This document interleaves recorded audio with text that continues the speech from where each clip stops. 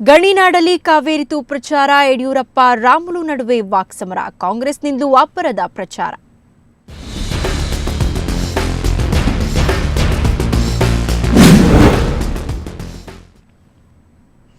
ಗಣಿನಾಡ ಕಾಳಗ ಮತ್ತಷ್ಟು ಕಾವೇರಿದೆ. ಇಂದು ಬಿಜೆಪಿ ಕಾಂಗ್ರೆಸ್ ಶ್ರೀರಾಮುಲು ಬಣ ಅಬ್ಬರದ ಪ್ರಚಾರ ಮಾಡಲು ಸಿದ್ಧತೆ ಮಾಡಿಕೊಂಡಿವೆ.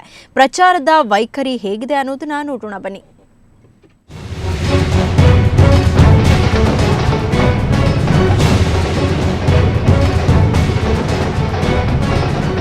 ಬಳ್ಳಾರಿ ಚುನಾವಣಾ ಕದನದಲ್ಲಿ ಮಾಜಿ ಸಿಎಂ, ಹಾಲಿ ಸಿಎಂ ಹಾಗೂ ಸಚಿವ ಸಂಪುಟದವರದ್ದೇ ಭರಾಟೆ. ನಿನ್ನೆ ಭರ್ಜರಿಯಾಗಿ ರೋಡ್ ಶೋ ಮಾಡಿದ್ದ ಇವರು, ನಾವು ರಾಮುಲುಗೆ ಸರ್ವ ಸ್ವಾತಂತ್ರ್ಯವನ್ನು ನೀಡಿದ್ರು, ಅವರು ದುರುಪಯೋಗಪಡಿಸಿಕೊಂಡ್ರು. ಹೀಗಾಗಿ ರಾಮುಲು ಏಕಾಂಗಿಯಾಗಿದ್ದಾರೆ. ಏನೇ ಆದರೂ ರಾಮುಲು ಅವರನ್ನ ಮತ್ತೆ ಬಿಜೆಪಿಗೆ ಸೇರಿಸಲ್ಲ ಎಂದು ಗುಡುಗಿದ್ರು. ಬಿಜೆಪಿ ಅಭ್ಯರ್ಥಿ ಗೆಲ್ತಾರೆ, ಅದರಿಂದ ಕ್ವಶನ್ ಡಸ್ ನಾಟ್ ಅರೈಸ್. ಆ ಪ್ರಶ್ನೆನೇ ಇಲ್ಲ. ನಮ್ಮ ಕಣ್ಮುಂದೆ ನಾವು ಬಂದಿದ್ದೀವಿ, ನಾವೆಲ್ಲ ಒಟ್ಟಾಗಿದ್ದೀವಿ. ಚುನಾವಣೆಯಲ್ಲಿ ಮತದಾರ ನಮ್ಗೆ ಆಶೀರ್ವಾದ ಮಾಡ್ತಾರೆ, ನಮ್ಮ ಅಭ್ಯರ್ಥಿ ಗೆಲ್ತಾರೆ. ಸರ್ ಈಗ ಮತ್ತೊಮ್ಮೆ ಅವರು ಅಕಸ್ಮಾತ್ ಸೋಲಿ ಗೆಲ್ಲಿ ಮತ್ತೊಮ್ಮೆ ಬಿಜೆಪಿ ಬರ್ತೀನಿ ಅಂತ ಮಾತಾಡಿದ್ರೆ, ಈಗಾಗಲೇ ಮುಖ್ಯಮಂತ್ರಿಗಳು ಹೇಳಿದ್ದಾರೆ, ಅಧ್ಯಕ್ಷರು ಹೇಳಿದ್ದಾರೆ, ಅವ್ರನ್ನ ಮತ್ತೆ ಸೇರ್ಪಡೆ ಮಾಡೋ ಪ್ರಶ್ನೆ ಇಲ್ಲ ಅಂತ. ಇದೊಂದು ಪಕ್ಷಕ್ಕೆ ಸಡ್ಡು ಹೊಡೆಯವರಿಗೆ ಬುದ್ಧಿ ಕಲಿಸುವಂತ ಒಂದು ಚುನಾವಣೆ ಅಂತ ನಾವು ಭಾವಿಸ್ತಾ ಇದ್ದೇವೆ. ಯಾರು ಪಕ್ಷದಿಂದಾಗಿಯೇ ಉನ್ನತ ಸ್ಥಾನಮಾನಗಳನ್ನು ಪಡ್ಕೊಂಡು, ಪಕ್ಷದಿಂದಲೇ ಎಲ್ಲವನ್ನ ಪಡ್ಕೊಂಡು ಇವತ್ತು ತಾನು ಬಲಿಷ್ಠರಾಗಿದ್ದಾನೆ ಅಂತ ಹೇಳುವಂತ ಒಂದು ಸರ್ವಾಧಿಕಾರಿ ಧೋರಣೆ ಮಾಡ್ತಾ ಇರುವಂತವರಿಗೆ ಒಂದು ಪಾಠ ಕಲಿಸುವಂತ ಚುನಾವಣೆ.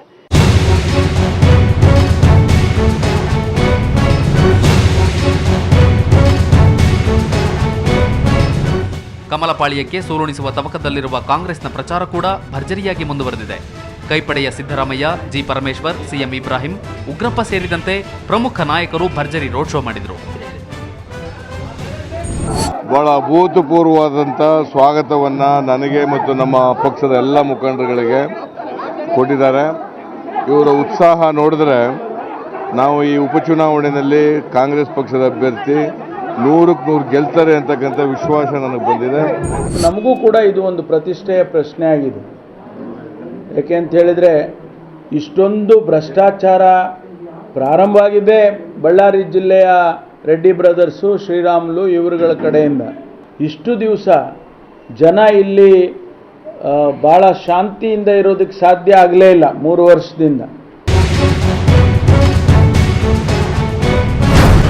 ಇನ್ನು ಬಿಜೆಪಿಗೆ ಸೆಡ್ಡು ಹೊಡೆದಿರೋ ಸ್ವಾಭಿಮಾನಿ ಶ್ರೀರಾಮುಲು ಎಂದಿನಂತೆ ಕಮಲದ ವಿರುದ್ಧ ವಾಗ್ದಾಳಿ ನಡೆಸಿದರು. ಇಂಥ ಎಷ್ಟೇ ಪ್ರಯೋಗಗಳನ್ನು ಮಾಡಿದ್ರು ಕೂಡ ಅವರು ಯಾವ ರೀತಿಯಲ್ಲೂ ಕೂಡ ಸಕ್ಸಸ್ ಆಗೋದು ಅನ್ನಂತ, ಅವರು ಸಕ್ಸಸ್ ಆಗ್ತಾರೆ ಅನ್ನೋಂಥ ನಂಬಿಕೆ ಜನರಿಗಿಲ್ಲ. ಇವತ್ತು ಮುಖ್ಯಮಂತ್ರಿಗಳಂತ ಸದಾನಂದ ಗೌಡ್ರನ್ನ, ಮಾಜಿ ಮುಖ್ಯಮಂತ್ರಿಗಳಂತ ಯಡಿಯೂರಪ್ಪ ಅವ್ರನ್ನ ಇವತ್ತು ಭಾಳಷ್ಟು ಹೆಂಗೆ ಬೇಕಾದ್ರೆ ಹಂಗೆ ಮಾತಾಡ್ತಾ ಇದ್ದಾರೆ. ಅದು ಮಾತಾಡೋದು ಸರಿಯಲ್ಲ.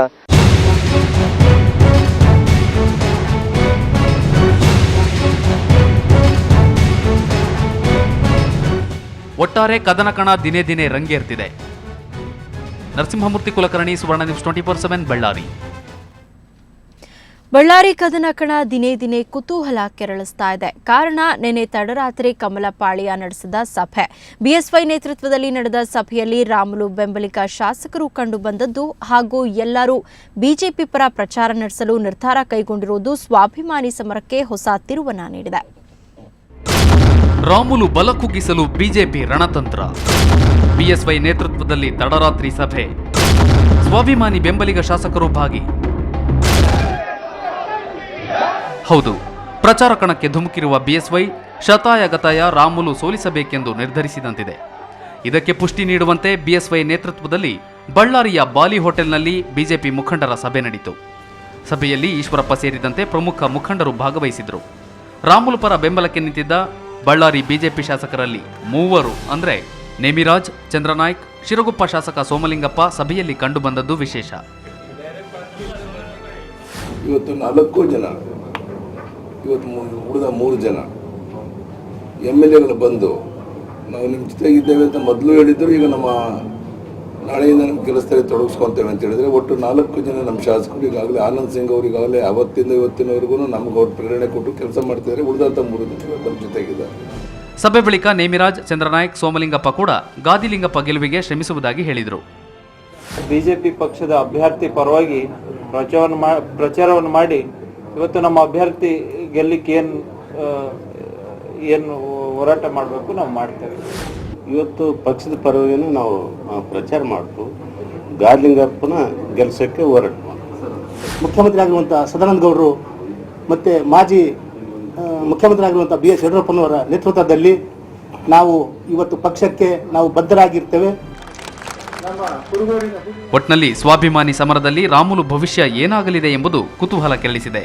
ಸುವರ್ಣ ನ್ಯೂಸ್ 24/7 ಬಳ್ಳಾರಿ.